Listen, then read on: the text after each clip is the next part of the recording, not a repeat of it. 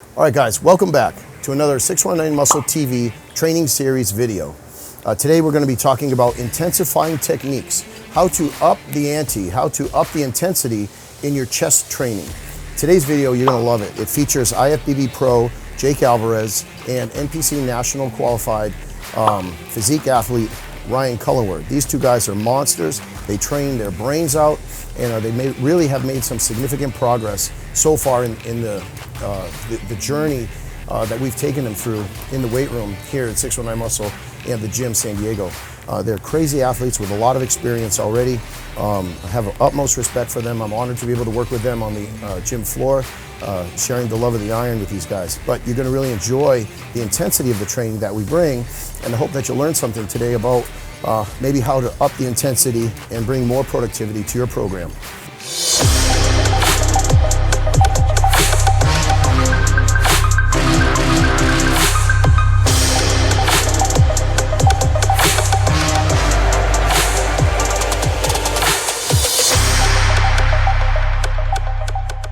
All right, we first got started with very simple warm-up exercise. 3 or 4 sets of a very high volume flooding cable crossover activity. From the high cables, we just take down through a decline angle at first to work through the lower part of the chest, bring the blood into the lower part with a squeeze and a peak contraction, but with a relatively light weight. We don't have to train to failure, but I want to take the range somewhere between 15 to 20 reps.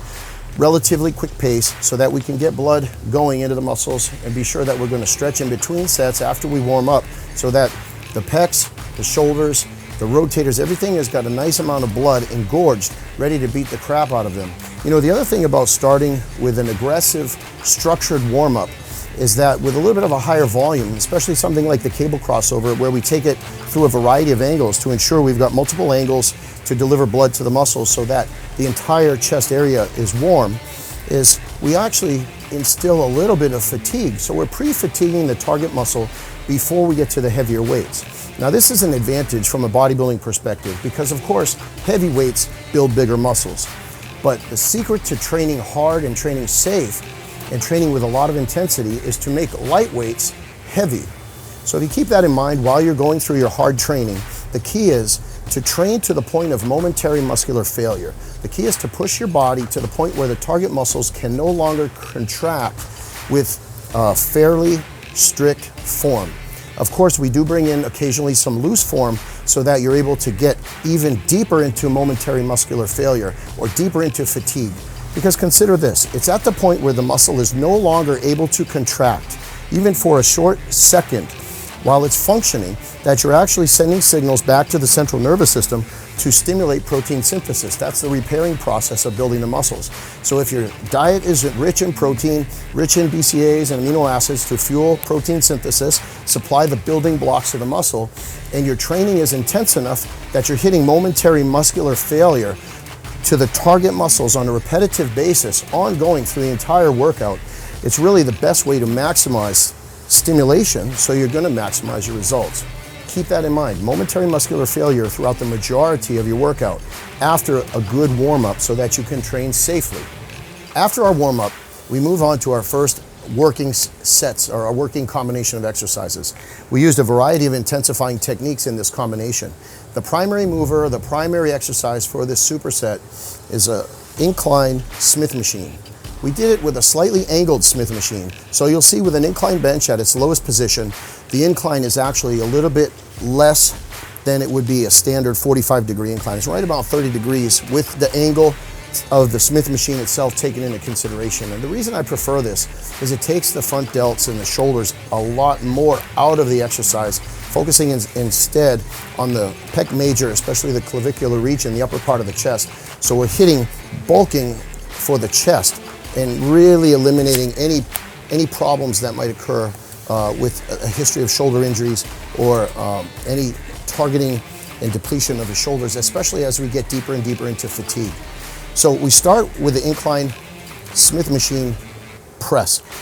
And what we did is we did our first couple of sets just to warm up and acclimate. We did very simple ballistic type conventional reps, somewhere around 15 repetitions for the first set. Then we went on to 12 repetitions as we added a little bit of weight. And then we superset that with the cable crossover. Now when we do the cable crossover, movement, the first time we do it, we'll do it in a strict decline angle, where you got about a 45-degree angle from the shoulder to the ground once you're pulling from the high cable.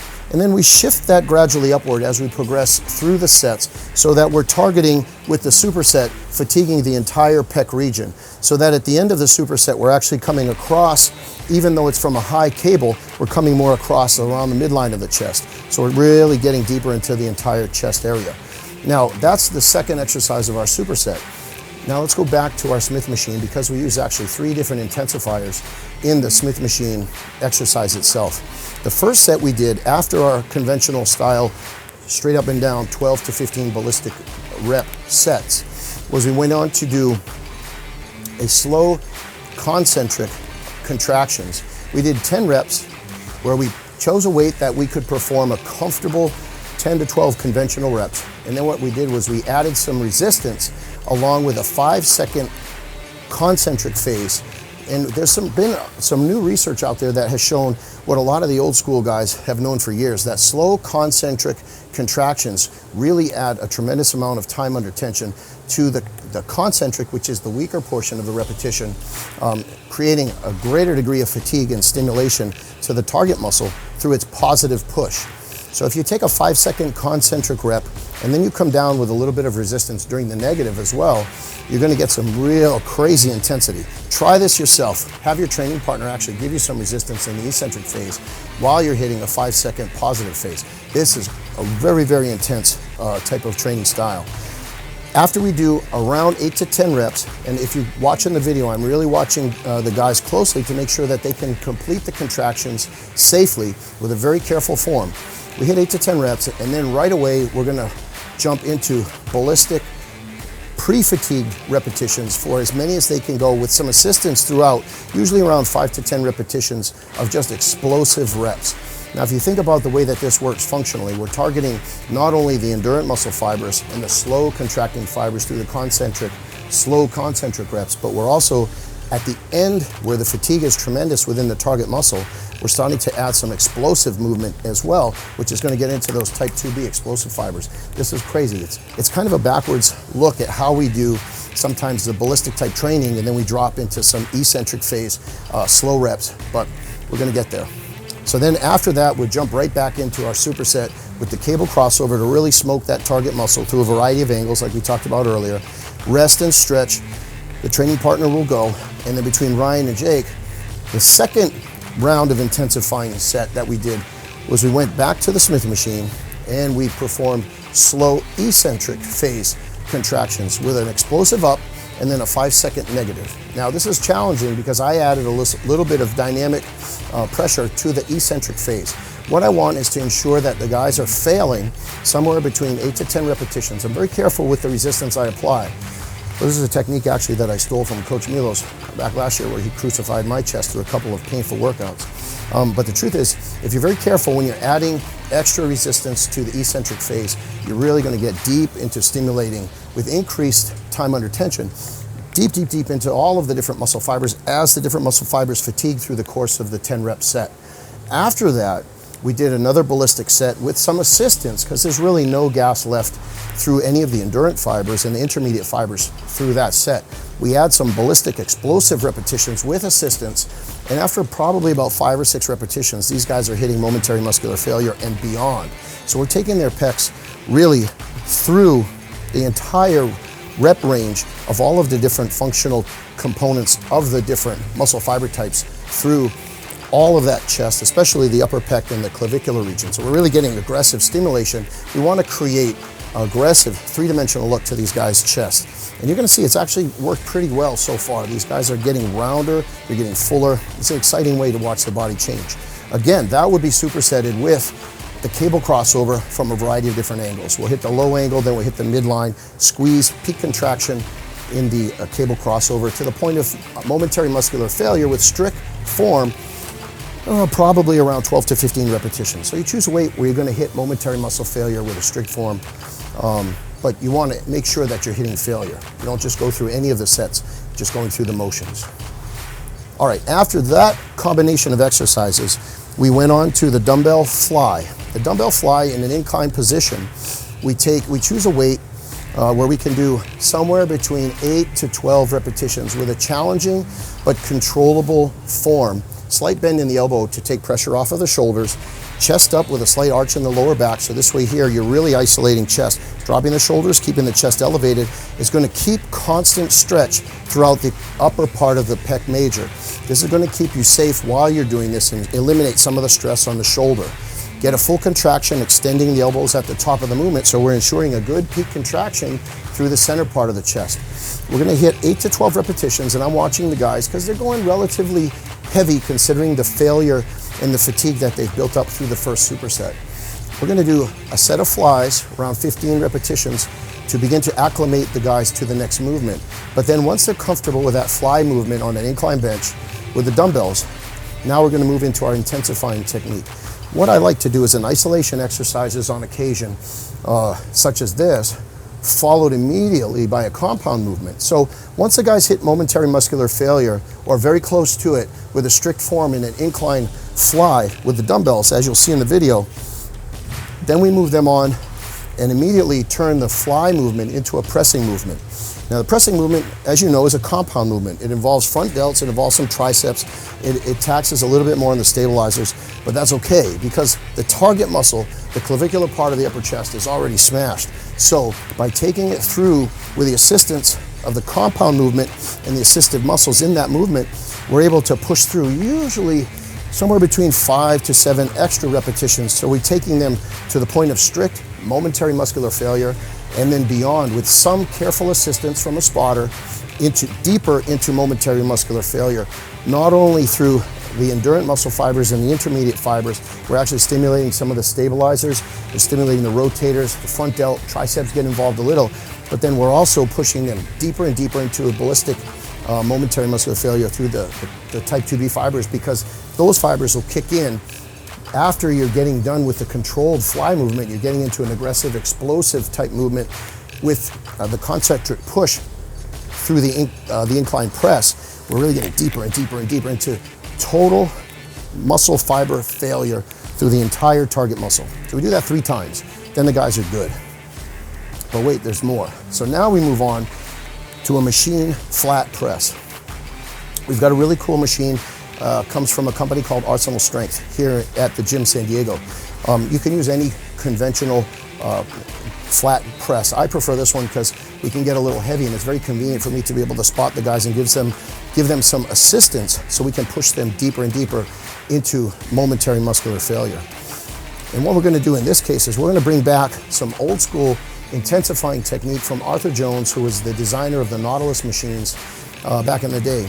He had some idea of increasing time under tension by, again, using slow concentric phase, peak contraction phase, and then even slower eccentric phase focus during the course of an entire set between 10 to 12 repetitions. By increasing the time under tension during each phase of the movement, you're going to dramatically increase the stress and the intensity, the actual stimulation, and take these muscles deeper and deeper into failure through the ballistic fibers and then the intermediate fibers and then the endurance fibers. It's a fun way to train, and you really don't need a lot of sets to smash the target muscle. We changed the angle from 2 incline movements that we did in the beginning, counting also the cable crossover in our first superset. The second, we did the superset with the fly and the press on the incline dumbbells. So this one we're going to take through and just put a basic bench press movement with our Arsenal Strength press, which I like I said earlier. And this is going to be targeting really the massive part of the pec major straight through with a straight press. What we did is we actually will have a slow controlled explosive press up with a little bit of control, and then we're going to peak contraction squeeze, hold for 2 seconds with a 3-second negative. A little bit different than Arthur Jones, but similar principle. And when you hold it for peak contraction for 2 seconds, then I will start to apply even more pressure in the eccentric phase to really dramatically get deeper and deeper into that strength portion of the rep that we have, which is in the eccentric phase where you have much more strength. So we get a ballistic push, we get a hold and a peak contraction to really fire those intermediate fibers, and then as we're resisting, our endurance fibers are kicking in that eccentric phase, we're actually stimulating through the entire muscle. This is a painfully productive way to train. It's good if you have a trainer or a training partner that can take you through it with care and being very careful to make sure that you're not really getting too aggressive in breaking form. You want to be very strict, but you also want to push the athlete to the point of momentary muscular failure, even through the course of the set. As you'll notice with this one, at the last set, which was the third set, we did a drop set, which is another intensifying technique. And in addition to the forced but controlled eccentric phase repetitions where the guys are resisting, I'm also then giving them some forced reps where I give them some assistance through the concentric phase. So we're really pushing and pushing and pushing. We'll do a drop and we keep pushing and pushing until the muscle is totally annihilated. This is really important because in a short period of time, which usually about 40-45 minutes in a chest training session, we can take the muscle from rested and healthy and recovered all the way to annihilated.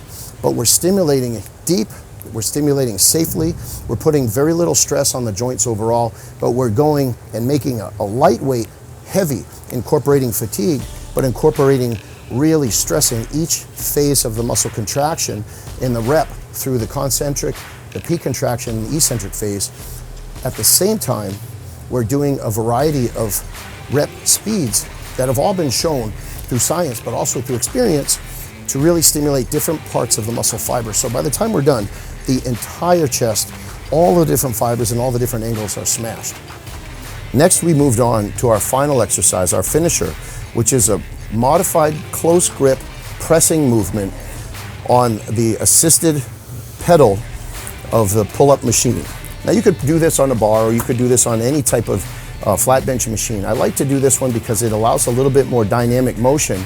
So you're actually getting not only a flat bench angle, but you're also getting a slight decline angle as the athlete fatigues. They're starting to lift up, get a little bit looser with their form, but that allows you to dig deep into the pec minor, which is that underneath decline press angle. The great thing about this, we intensified it by making this exercise a century set. Now, century set, we call it a century set because it's 100 repetitions in a row. But it's not 100 repetitions with a light weight. It's actually, you want to choose a weight where you're going to hit all of the endurance fibers first in a range somewhere between maybe 15 to 30 repetitions. And then rest when you fail, when you hit momentary muscle failure, you're going to rest for about 5 seconds. Jump right back in as you perform the century set. You jump right back in with the same weight or only slightly lighter weight. So you're going to perform somewhere between 10 and 15 repetitions. As you continue, fatigue will continue to build, very slight rest periods at every point of momentary muscle failure. During a century set, you should expect to fail probably somewhere between 5 to 8 times, somewhere in that neighborhood. The first time the endurance fibers start to fatigue, and then as you work your way through the intermediate fibers, and finally the explosive, high intensity, short range fibers, you're getting every aspect of the muscle targeted through the entire 100 reps with several different segments of real deep momentary muscle failure. The century sets are fun. They're not something that you're going to do just 100 reps and wow, that's cool because it's 100 reps. It's specifically planned with intervals around at first 15 to 30 and then down slowly through the entire process of the 100 reps, even as down as low as 8 to 10 repetitions per set. So at the end of it, you're looking at about 8 sets where each time you're hitting aggressive momentary muscle failure.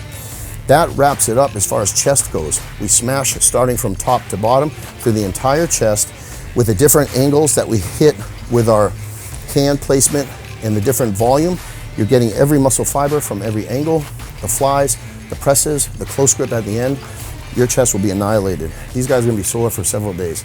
If you look at Ryan's before and after pictures, tremendous change has occurred because of his discipline, his training ethic, and I like to think too, because really of the different conscientiously applied program structure. He's done amazing. He's really one of the guys that really elicits the benefits of training in this way. Well, there you have it, guys. We smashed chest. We hit 7 exercises within about 45 minutes.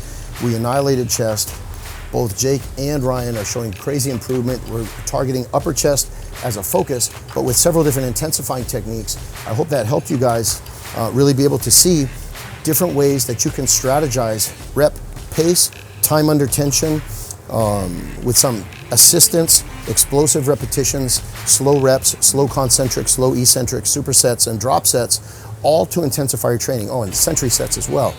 The century sets are probably the most painful. But anyway, I hope you enjoy this. I hope you find it beneficial and it helps intensify your training, increases your results in the gym. If you found it interesting and beneficial, be sure to like, share, and subscribe if you haven't already, and be sure to ring the bell to be notified for future videos. We'll see you guys in the gym.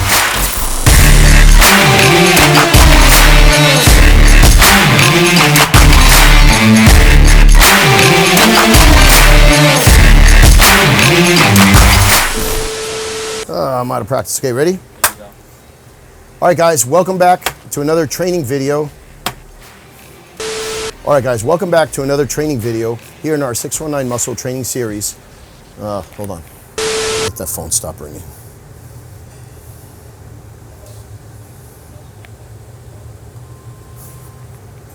Why is the answering machine on loud? Should be on the inside of the phone, right? Okay. Okay, ready? Good. All right. The machine, slight incline or a modified mild incline. Pause for a second.